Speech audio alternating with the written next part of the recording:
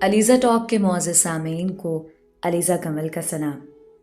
دوستو، شروع کرتے ہیں آج کی کہانی۔ میں کبھی باپ نہیں بن سکتا، یہ وہ الفاظ تھے جو اظہر کے گھر والوں پر ہتھوڑا بن کر برسے۔ اس کی ماں، اس کی بہنیں جو آج تک کلثوم کو بانجھ پن کا تانا دیتی آئی تھیں، آج اظہر کے منہ سے یہ الفاظ سن کر سکتے میں آ گئیں۔ 4 سال پہلے اظہر اور کلثوم نے پسند کی شادی کی تھی۔ اظہر ایک پڑھا لکھا اور اچھی نوکری پر فائز قابل نوجوان تھا، جبکہ کلثوم کچھ زیادہ پڑھی لکھی نہیں تھی، لیکن پیار نے دونوں کو ایک کر دیا۔ شادی کے پہلے سال تو سوال و جواب نہیں ہوئے، لیکن جب دوسرا سال بھی گزر گیا تو رشتہ داروں میں چہم گویاں شروع ہو گئیں۔ اظہر کی بہنیں بھی بہانے سے کلثوم کو اولاد نہ پیدا کرنے کے طعنے دے جاتی۔ کلثوم خود بھی پریشان رہنے لگی، منتیں مانگ، نفل پڑھ، دعائیں کر، کیا کچھ نہیں تھا جو وہ بیک وقت نہیں کر رہی تھی۔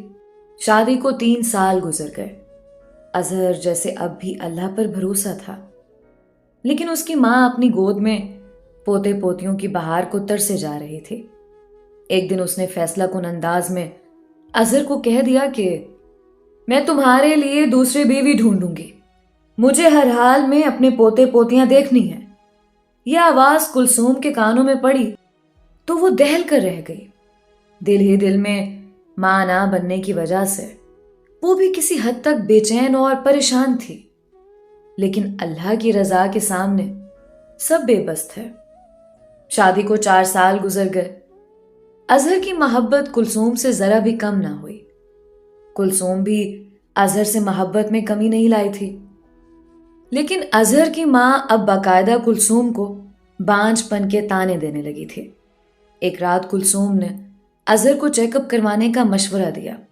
آخر کچھ تو پتا چلے گا کہ مسئلہ آخر ہے کیا۔ پہلے تو اظہر نہ مانا اور اللہ کی مرضی کے سامنے ہتھیار ڈال دینے کو ہی ترجیح دی، لیکن کلثوم کے اصرار پر اظہر ایک دن ڈاکٹر کے پاس چیک اپ کروانے چلا گیا۔ لیبارٹری میں اظہر اور کلثوم دونوں کے خون کے اور دیگر کئی سیمپل لیے گئے۔ ہفتے بعد رپورٹ ملنی تھی۔ یہ ہفتہ کلثوم کے لیے مشکل ترین تھا، پل پل اس کے لیے کسی اذیت سے کم نہ تھا۔ دوسری طرف اظہر اب بھی مطمئن تھا، اپنے روٹین کے کام سر انجام دے رہا تھا۔ اظہر کی ماں اور بہنیں اپنے تئیں کلثوم کو بانجھ کر چکی تھیں اور اظہر کی دوسری شادی کے بارے میں سنجیدگی سے سوچ بچار شروع کر چکی تھیں۔ اللہ اللہ کر کے وہ دن بھی آ گیا۔ اظہر لیبارٹری سے رپورٹس لے کر سیدھا اپنے گھر آیا۔ اس کے چہرے پر کسی قسم کی فیلنگز نہیں تھیں۔ گھر میں کلثوم سمیت اظہر کی ماں اور بہنیں بے چینی سے منتظر تھیں کہ کب رپورٹ آئے اور وہ کلثوم کو چٹیا سے پکڑ کر گھر سے نکال دیں اور اظہر کی دوسری شادی کر دیں۔ اظہر گھر داخل ہوا، کئی نظریں اس کی جانب اٹھیں۔ کیا بنا؟ سب سے پہلے سوال کرنے والی اس کی بیوی کلثوم تھی۔ اظہر مسکرایا۔ اظہر کی والدہ نے فوراً کہہ دیا، دیکھا نا، میرا بیٹا بالکل ٹھیک ہے، نقص تو اس چڑیل میں ہے۔ اظہر کیا ہوا؟ کچھ تو بولو۔ کلثوم نے گھبرائے سے لہجے میں دوبارہ کہا، میں باپ نہیں بن سکتا۔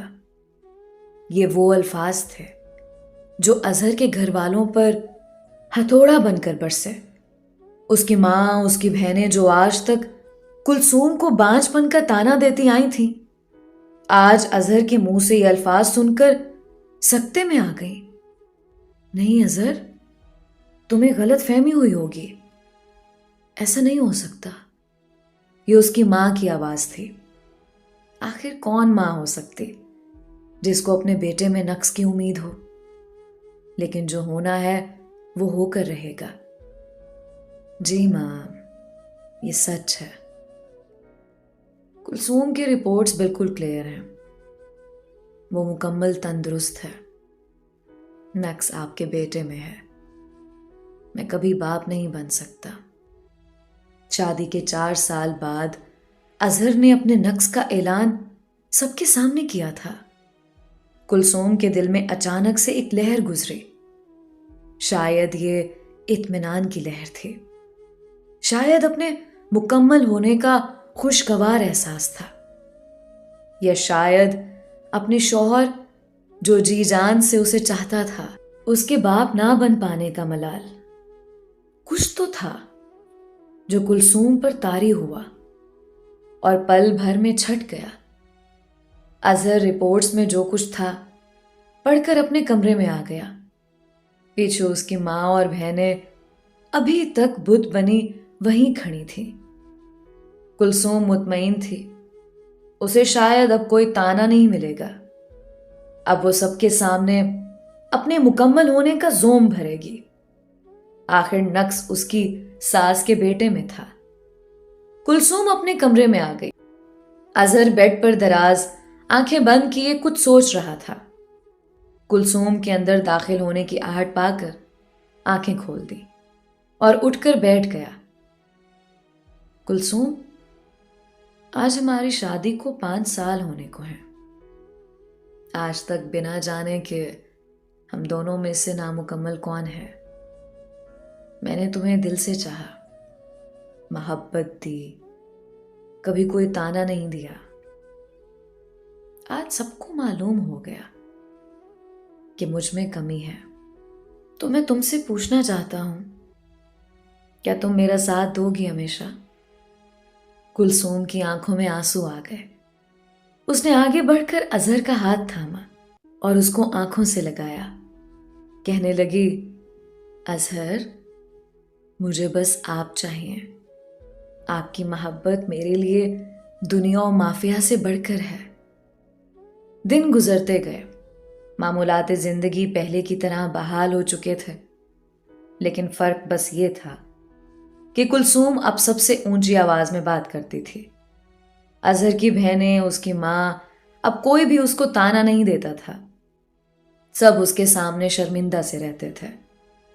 اب تو کلثوم بہانے بہانے سے ساس کو جتلا دیتی کہ اپنے بیٹے کا علاج کروائیں، اگر اپنی زندگی میں ہی پوتا پوتی دیکھنے تو۔ اظہر کی ماں کا دل پسیج جاتا جب وہ اپنے اکلوتے بیٹے کے متعلق کچھ ایسا سنتی اور سوچتی۔ وقت گزرتا گیا، شادی کو 5 سال بیت گئے۔ جب سے رپورٹس آئی تھیں، اظہر کی محبت کلثوم کے لیے دگنی ہو گئی تھی۔ کلثوم کو لگتا تھا کہ اظہر اس لیے مجھ سے زیادہ محبت کرنے لگے ہیں کہ شاید میں ان کو چھوڑ نہ جاؤں، لیکن تقدیر ہمیشہ اس کی سوچ پر مسکرا دیتی۔ کلثوم کا ایک چچا زاد بھائی منور بھی تھا۔ محلے میں باپ کا کریانہ سٹور تھا، وہی چلاتا تھا۔ پڑھا لکھا بھی کچھ خاص نہیں تھا۔ کلثوم کے لیے دل میں پسندیدگی کے جذبات رکھتا تھا، لیکن کلثوم نے منور کو کبھی گھاس نہ ڈالی۔ جب سے منور کو اظہر کے متعلق پتہ چلا، اس وقت سے وہ بہانے بہانے سے ان کے گھر آنے لگا۔ کلثوم سے بات بھی کر لیتا۔ چونکہ اس کا چچا زاد تھا، اس لیے کسی کو اعتراض نہیں تھا، لیکن منور کی نیت خراب تھی۔ وہ بہانے بہانے سے کلثوم کو احساس دلانے لگا کہ تم مکمل ہونے کے باوجود کبھی ماں نہیں بن سکتی۔ نقص اظہر میں ہے، لیکن تمہیں اس کے ساتھ باندھ دیا گیا ہے تاکہ ساری عمر تم اولاد کا منہ نہ دیکھ سکو۔ پہلے پہل تو کلثوم نے منور کی باتوں پر توجہ نہ دی، لیکن پھر اس نے سوچنا شروع کر دیا کہ میرا کیا قصور جو ساری زندگی ویران گود کے ساتھ گزار دوں۔ لیکن وہ کیا کر سکتی تھی، اس بات کی اسے سمجھ نہیں آ رہی تھی۔ پھر اس نے منور سے بات کرنے کا فیصلہ کیا۔ منور نے جب کلثوم کی باتیں سنی تو دل ہی دل میں خوش ہونے لگا۔ آخر تیر جو نشانے پر لگا تھا۔ منور نے کلثوم کو 2 ٹوک کہہ دیا، اگر تم اولاد چاہتی ہو تو اظہر سے پیچھا چھڑانا ہوگا۔ کلثوم ایک بار تو دہل گئی، لیکن ماں نہ بن سکنے کے احساس نے اس کو مغلوب کر لیا۔ کیسے منور؟ کیسے جان چھڑا سکتی میں اظہر سے؟ میں طلاق نہیں لے سکتی منور، میں کبھی ایسا نہیں کروں گی۔ ارے طلاق کا کون بدبخت کہہ رہا؟ میں تمہیں ایسا طریقہ بتاؤں گا کہ سانپ بھی مر جائے گا اور لاٹھی بھی نہیں ٹوٹے گی۔ کلثوم نے حیرانگی سے پوچھا کہ کیا طریقہ؟ منور نے اپنی ساری پلاننگ کلثوم کو بتا دی۔ کلثوم نے سب کچھ سن کر منور کے منہ پر زور سے تھپڑ مار دیا۔ کچھ ہوش میں تو ہو تم؟ منور یہ کیا بکواس کر رہے ہو؟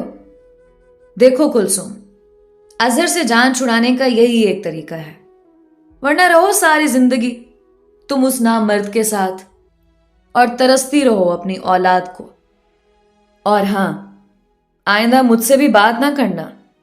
یہ کہہ کر منور وہاں سے اٹھ کر چلا گیا، جبکہ کلثوم گہری سوچوں میں گمسم کافی دیر تک وہیں بیٹھی رہی۔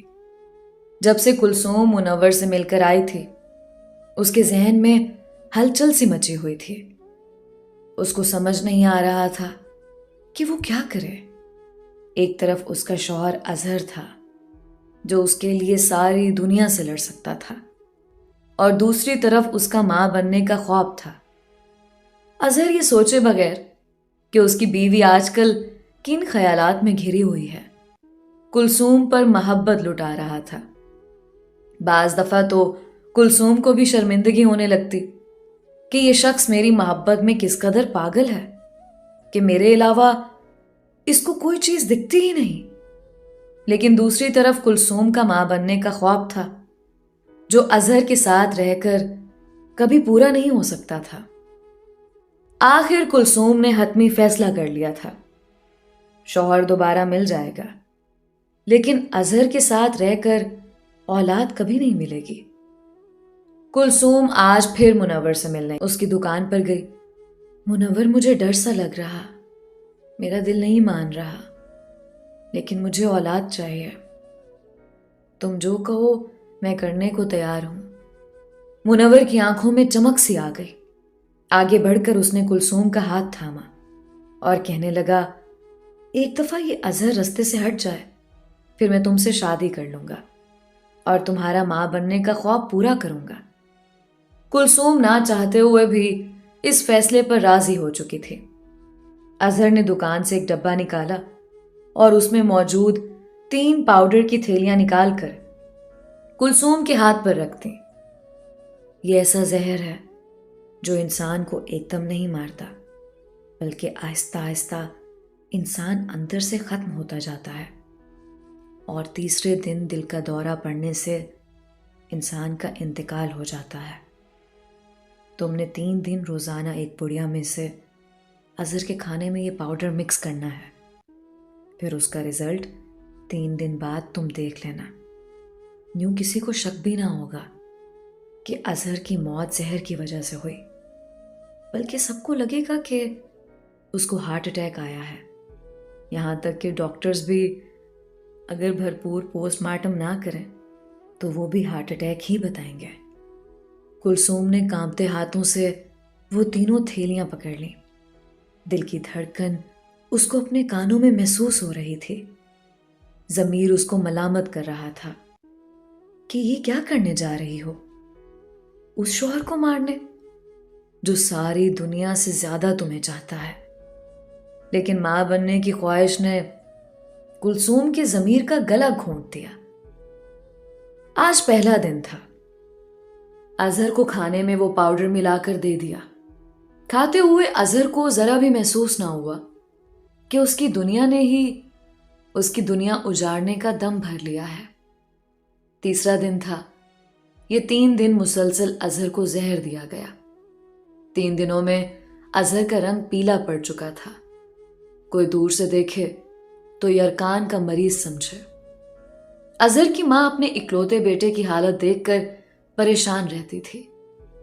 اس کو لگا کہ باپ نہ بن پانے کے صدمے سے اظہر کمزور ہو رہا ہے، لیکن کیا معلوم تھا کسی کو کہ جس کی وجہ سے اظہر ساری دنیا سے لڑ جاتا تھا، آج اسی نے اس کو موت کے منہ میں دھکیل دیا۔ تیسرا دن تھا۔ رات کا کھانا کھا کر اظہر بستر پر لیٹ گیا۔ اچانک اس کے منہ اور ناک سے خون بہنے لگا۔ कुलसूम उसकी ये हालत देख रही थी, लेकिन उसके चेहरे पर इत्मीनान था। उसने आगे बढ़कर पानी नहीं पिलाया, बल्कि दूर खड़ी अजहर को बिलखते तड़पते देखती रही। अजहर कुछ कहना चाह रहा था, लेकिन उसकी कुव्वत गोयाई सल्ब हो चुकी थी। आंखों से आंसू जारी थे। हाथ पांव मारते अचानक अजहर का जिस्म साकित हो गया। कुलसूम ने आगे बढ़कर हाथ हिलाया, आवाज मारी, लेकिन अजहर की रूह तब तक परवास कर चुकी थी। जब कुलसूम को यकीन हो गया कि अजहर अब नहीं रहा, तो उसने ऊंची आवाज में शोर मचा दिया, अजहर, अजहर उठे, क्या हो गया आपको? अम्मी, बाजी, यहां ये देखिए, अजहर बोल नहीं रहे। शोर सुनकर बाहर से अजहर की मां और बहनें दौड़ती हुई कमरे में पहुंची। अजहर की यह हालत देखकर उसकी मां तो नीचे गिर गई। बहनों ने भाग दौड़ करके एम्बुलेंस बुलाई और अजहर को लेकर फौरन अस्पताल पहुंच गए। कुछ देर बाद ही डॉक्टरों ने अजहर की मौत हार्ट अटैक आने की वजह से होने की तस्दीक कर दी। यूं अजहर का बाप इस दुनिया से हमेशा हमेशा के लिए बंद हो गया। कुलसूम ने 4 माह इद्दत गुजारी। अब वो मजीद इस घर में नहीं रहना चाहती थी। अजहर की मां और बहनें कुलसूम को बेकसूर समझती थीं। अजहर की मां ने कई बार कुलसूम से कहा कि तुम अपने घर जाकर अपनी जिंदगी नए सिरे से शुरू कर सकती हो, लेकिन कुलसूम 4 से 5 माह अजहर के घर ही रुकी रही। कुलसूम अब अपने घर आ चुकी थी। मुनव्वर ने अपने माँ बाप को रिश्ते के लिए उसके घर भेज दिया। कुलसूम के माँ बाप के पास कोई चारा नहीं था सिवाय हाँ करने के। यूं कुलसूम अजहर की वफात के 6 माह बाद ही मुनव्वर के साथ ब्याह दी गई। मुनव्वर कुलसूम के साथ बहुत अच्छा बर्ताव करता था। उसने कुलसूम को कभी भी अजनबियत का एहसास नहीं होने दिया। कुलसूम भी अपनी ममता के सुहाने ख्वाब देखती और उनकी ताबीर हकीकत होने का इंतजार करने लगी। 1 साल गुजर गया, लेकिन कुलसूम के यहां कोई खुशखबरी ना आई। दूसरा साल भी गुजरने को था। अब मुनव्वर के घर वालों ने कुलसूम को परेशान करना शुरू कर दिया। मुनव्वर को भी इस बात का एहसास हो चुका था कि लोग अब चहमिगोयां शुरू कर चुके हैं। जब 3 साल गुजरने को हुए तो मुनव्वर की मां ने कुलसूम से कह दिया, लड़की, पहले खामद का तो चलो सबको पता था, नामर्द था, लेकिन मेरे बेटे में कोई कमी नहीं। फिर आखिर क्या वजह कि मेरे पोते पोतियां इस दुनिया में नहीं आ रहे? कुलसूम खुद बहुत परेशान रहने लगी। उसके जहन में तरह तरह के वसवसे पैदा होना शुरू हो गए। एक रात मुनव्वर ने कुलसूम से कहा कि अगले दिन वो दोनों डॉक्टर के पास जाएंगे ताकि चेकअप करवा सकें कि अब क्या मसला दरपेश है। कुलसूम ने तो फौरन कहा, मुनव्वर, मेरी रिपोर्ट्स आज भी अजहर के घर पड़ी हैं। अल्लाह का शुक्र है मैं ठीक हूं, मुकम्मल हूं। तुम अपना टेस्ट करवाओ बस।